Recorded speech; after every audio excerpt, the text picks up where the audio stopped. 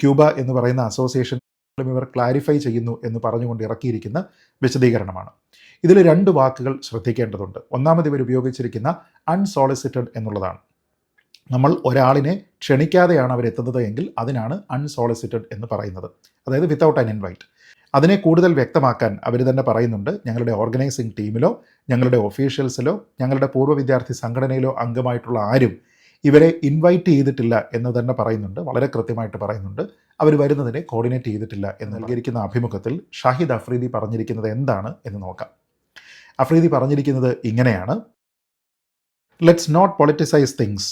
നമുക്ക് ഈ കാര്യങ്ങളെയൊക്കെ തന്നെ രാഷ്ട്രീയവൽക്കരിക്കേണ്ടത് ആവശ്യമില്ല. Afridi said it wasn't even A planned appearance. അത് ആസൂത്രണം ചെയ്ത് അവിടെ പ്രത്യക്ഷപ്പെട്ടതായിരുന്നില്ല എന്നാണ് അദ്ദേഹം പറയുന്നത്. അത് ശരിയാണ്. കാരണം അങ്ങനെ ഒരു ലോങ് ടേം പ്ലാൻ അതിൻ്റെ പിന്നിൽ ഉണ്ടായിരുന്നുവെങ്കിൽ നിശ്ചയമായും അതിൻ്റെ ഇൻവൈറ്റി ലിസ്റ്റിൽ, ഗസ്റ്റ് ലിസ്റ്റിലൊക്കെ തന്നെ അദ്ദേഹത്തിൻ്റെ പേരുണ്ടാകുമായിരുന്നു. അങ്ങനെ അവരുടെ ഈവൻറ്റ് ബ്രോഷറുകളിലൊന്നും തന്നെ അഫ്രീദിയുടെ പേരില്ല, ഉമർ ഗുലിൻ്റെ പേരില്ല. അതുകൊണ്ട് അതിനൊരു ലോങ് ടേം പ്ലാനിങ് ഇല്ല.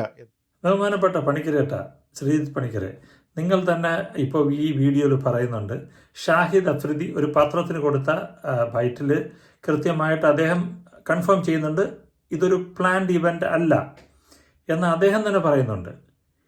എന്നാലും നിങ്ങൾ വിടത്തില്ല. അവിടെ ആ ഷാഹിദ് അഫ്രീദിയെ സ്റ്റേജിലേക്ക് വിളിച്ചുകൊണ്ട് വന്ന ആൾ തന്നെ ഈ ഇവൻറ്റിലെ ഒരു ഗസ്റ്റാണ്. അതായത് ഈ ഇവൻറ്റിൻ്റെ ഓർഗനൈസേഴ്സ് ആരും തന്നെ ഷാഹിദ് അഫ്രീദിയെ സ്റ്റേജിലേക്ക് വിളിച്ചില്ല. അത് അവരുടെ വാർത്താക്കുറിപ്പിൽ അവർ കൃത്യമായിട്ട് പറയുന്നുണ്ട്. അത് താങ്കളും എടുത്തു പറയുന്നുണ്ട്. അപ്പോൾ ഇതെല്ലാം ശരിയാണെങ്കിൽ നിങ്ങൾ പിന്നെയും ആ മലയാളി സംഘടനയെ പിന്നെയും നിങ്ങൾ പഴിയാറുന്നത് എന്തിനാണെന്ന് എനിക്ക് തീരെ മനസ്സിലാവുന്നില്ല. നിങ്ങൾക്ക് തന്നെ മനസ്സിലായി നിങ്ങൾ പറയുന്നത് തെറ്റാണെന്ന്. പക്ഷേ അതിൽ തന്നെ വീണ്ടും കിടന്ന് ഉരുണ്ട് കളിച്ചുകൊണ്ടിരിക്കുന്നതിൽ വല്ല അർത്ഥവുമുണ്ടോ? ഷാഹിദ് അഫ്രീദി അവിടെ പാകിസ്ഥാനി ക്ലബിൽ വന്നപ്പോൾ അവിടെ കണ്ട ഒരു ക്രിക്കറ്റ് ഭ്രാന്തൻ, അദ്ദേഹം ക്രിക്കറ്റ് ഭ്രാന്തൻ എന്ന് തന്നെ വിളിക്കും, ഒരു ക്രിക്കറ്റ് ആരാധകൻ, അദ്ദേഹമാണ് ഈ ഷാഹിദ് അഫ്രീദിയെ സ്റ്റേജിലേക്ക് വിളിച്ചുകൊണ്ട് വരുന്നത്. അപ്പോൾ ആ ക്രിക്കറ്റ് ആരാധകൻ ഈ ഇവൻറ്റിൽ ഒരു ഗസ്റ്റായിരുന്നു, ഒരു റെസ്പെക്റ്റഡ് ഗസ്റ്റ്. അതായത് ദുബായിലെ അക്കാഫ് എന്ന് പറഞ്ഞ സംഘടനയുടെ സെക്രട്ടറി. ആ അക്കാഫിൻ്റെ കെയർ ഓഫിലാണ് ഈ സംഘടനകളെല്ലാം, ഈ ഫാമിലി ഗ്രൂപ്പുകളെല്ലാം അവിടെ ഫങ്ഷൻസ് നടത്തുന്നത്.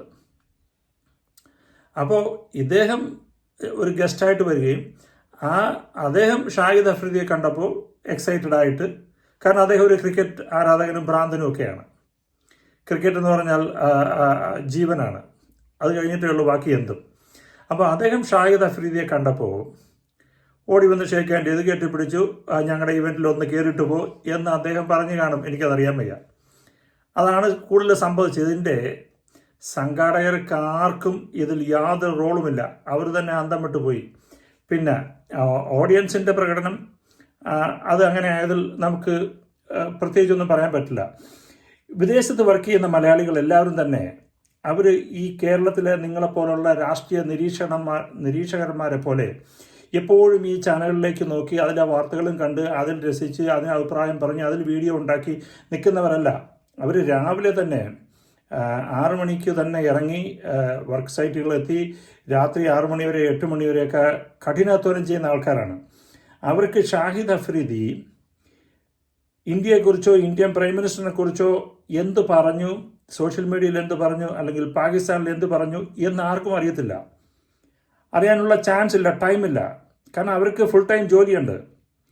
താങ്കളെപ്പോലെ യൂട്യൂബ് ഉണ്ടാക്കുന്ന ആൾക്കാരെ പോലെയോ ഉള്ള കേരളത്തിലെ നോക്കുകൂലി വർഗത്തിൽപ്പെട്ടവരല്ല മിഡിൽ ഈസ്റ്റിലെ ആൾക്കാരെല്ലാവരും. അവരെല്ലാം കഠിനാധ്വാനികളാണ്. അവരുടെ അധ്വാനിക്കുന്നതിൻ്റെ കൂട്ടത്തിൽ അവരുടെ കൂടെ ഉള്ളവർ പാകിസ്ഥാനിയാണോ, പഞ്ചാബിയാണോ, ഈജിപ്ഷ്യനാണോ എന്നൊന്നും അവർ നോക്കാറില്ല. കാരണം എല്ലാവരും ഒരേ ഡയറക്ഷനിൽ നീങ്ങുന്ന ആൾക്കാരാണ്, ഒരേപോലെ വർക്ക് ചെയ്യുന്നവരാണ്. അപ്പോൾ നിങ്ങൾക്കിത് ഇപ്പോഴും നിങ്ങൾ പറയുന്നത് തെറ്റാണെന്ന് നിങ്ങൾക്ക് മനസ്സിലാക്കിയിട്ടും നിങ്ങൾക്ക് അംഗീകരിക്കാൻ പറ്റാത്തത് വളരെ കഷ്ടമുണ്ട്. നിങ്ങളുടെ ഈ മീഡിയ സപ്പോർട്ടും നിങ്ങളുടെ ഈ ഫോളോവേഴ്സും വെച്ചുകൊണ്ട് നിങ്ങൾ ആ ഗ്രൂപ്പിനെ വല്ലാതെ അങ്ങോട്ട് നശിപ്പിച്ച് നാരണക്കല്ലടിപ്പിക്കാനുള്ള ശ്രമമാണെന്ന് തോന്നുന്നു. പ്ലീസ്, ഇത് ഒരു ഓർഗനൈസ്ഡ് ഈ ഓർഗനൈസ്ഡ് വിസിറ്റ് അല്ല ഷാഹിദ് അഫ്രീദിയുടെ, അത് അദ്ദേഹം തന്നെ പറഞ്ഞിട്ടുണ്ട്, അത് നിങ്ങൾ എഗ്രി ചെയ്തിട്ടുണ്ട്, ആ കമ്മിറ്റിക്കാർ കൃത്യമായിട്ട് പറഞ്ഞിട്ടുണ്ട്. ഞങ്ങളുടെ കമ്മിറ്റിക്കാരിൽ ആരും ഷാഹിദ് അഫ്രീദിയെ വിളിച്ച് സ്റ്റേജിൽ കൊണ്ടുവന്നില്ല. അതും ശരിയാണ്, ഇതെല്ലാം ശരിയാണ്. ഇതിനകത്ത് രാജ്യദ്രോഹം എന്ന് നിങ്ങൾ അടിച്ചേൽപ്പിക്കുന്നത് വളരെ കഷ്ടമാണ് കേട്ടോ.